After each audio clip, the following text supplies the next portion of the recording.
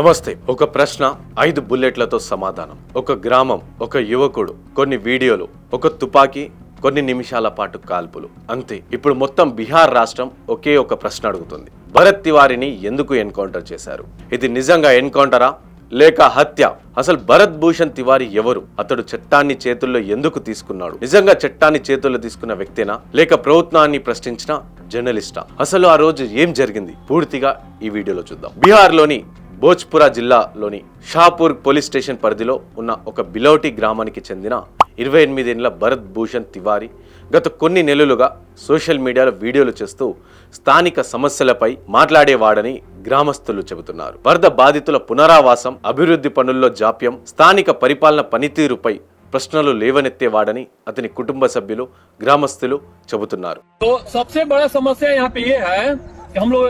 जो यहाँ पे अभी खड़े हैं, तो जिस समाज के लिए कार्य किया जा रहा है, सरकार, हमारे बिहार सरकार जो ये कार्य कर रही है और भोजपुर प्रशासन, लेकिन कार्य थोड़ा यहाँ पे और ये चाहिए कि हम लोग जो यहाँ पे बसाया जा रहा है इन लोगों को, जिनके लिए हो रहा है, तो थोड़ा और बेहतर से हो. हम लोग जहाँ खड़े हैं ये गड्ढा स्थान है. అయితే మరోవైపు అతని చేతిలో తుపాకీ కనిపించిన వీడియోలు కూడా సోషల్ మీడియాలో పెద్ద ఎత్తున వైరల్ అయ్యాయి. ఆ తుపాకీ అతని వద్దకు ఎలా వచ్చింది? అది లైసెన్స్ తో ఉందా?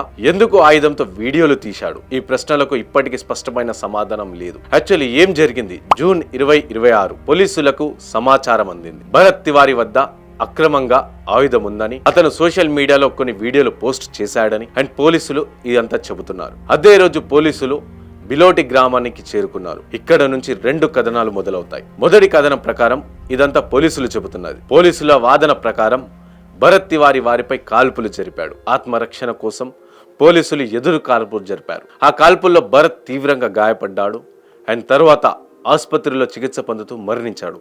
ఇదంతా కూడా పోలీసుల కథనం. ఇక రెండో కథనం పూర్తిగా దీనికి భిన్నంగా ఉంటుంది. అది భరత్ కుటుంబ సభ్యులది మరియు గ్రామస్తులది.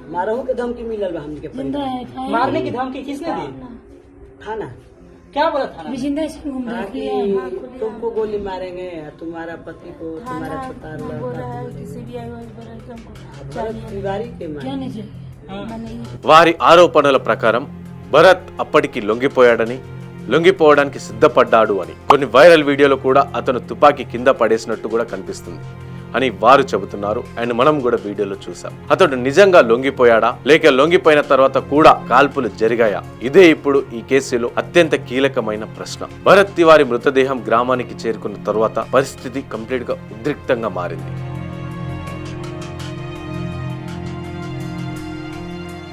వందలాది మంది ప్రజలు రోడ్డుపైకి వచ్చారు. ఆరా బక్సర్ జాతీయ రహదారిని దిగ్బంధించారు ప్రజలు. మాకు న్యాయం కావాలి అంటూ నిరసనలు చేపట్టారు. ఈ ఘటన బీహార్ రాజకీయాల్లో కూడా చాలా చర్చనీయాంశంగా మారింది. ప్రతిపక్ష పార్టీలు స్వతంత్ర దర్యాప్తును కోరాయి. మానవ హక్కుల సంఘాలు ప్రశ్నలు లేవనెత్తాయి. ప్రజా ఒత్తిడి పెరగడంతో బీహార్ ప్రభుత్వం న్యాయ విచారణకు ఆదేశించింది. ఘటనలో పాల్గొన్న కొందరు పోలీసు సిబ్బందిపై చర్యలు తీసుకున్నట్టు సమాచారం అండ్ వారిని సస్పెండ్ చేసినట్టున్న సమాచారం.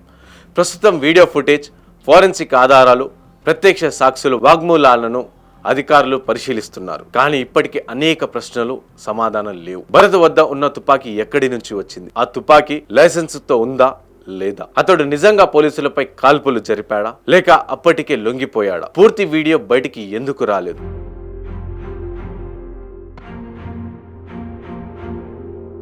బాడీ కెమెరా ఫుటేజ్ కంప్లీట్ గా ఉందా? దీనిపైన ఫోరెన్సిక్ నివేదిక ఏమి చెబుతున్నది? ఇది కేవలం ఒక వ్యక్తి కథ కాదు. ఇది ప్రజాస్వామ్యంలో ప్రశ్నించే హక్కు గురించి. ఇది చట్టాన్ని అమలు చేసే వ్యవస్థపై ప్రజల విశ్వాసం గురించి. ఇది ఒక కుటుంబం కోల్పోయిన కొడుకు గురించి.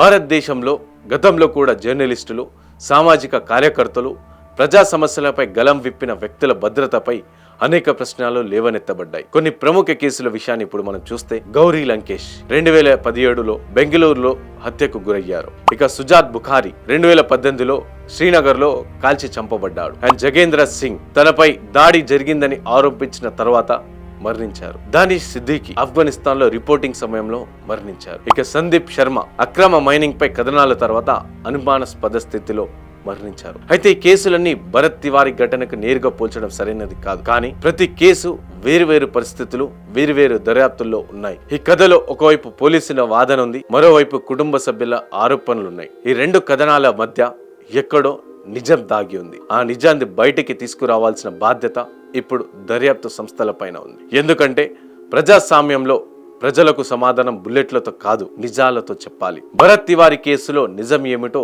న్యాయ విచారణ తేల్చాల్సి ఉంది. అంతవరకు ప్రతి సమాధానం ఒక ఆరోపణగానే చూడాలి. అంతవరకు ప్రతి వాదనను ఒక ఆరోపణగానే చూడాలి. ప్రతి సమాచారాన్ని ఒక ప్రశ్నగానే తీసుకోవాలి. ఎందుకంటే ఒక ఎన్కౌంటర్ కథ ముగిసిపోయి ఉండొచ్చు, కానీ నిజం కోసం పోరాటం ఇప్పుడే మొదలైంది. తనని భగత్ సింగ్ తో పోలుస్తున్నారు బీహార్ ప్రజలు. సో భగత్ సింగ్ ఏ విధంగా అయితే అప్పుడు కాల్చి చంపబడ్డాడో, ఇప్పుడు ఈ తివారీని కూడా అదే విధంగా కాల్చి చంపబడ్డాడు అని చెప్పేసి అక్కడ ప్రజలు చెప్తాను.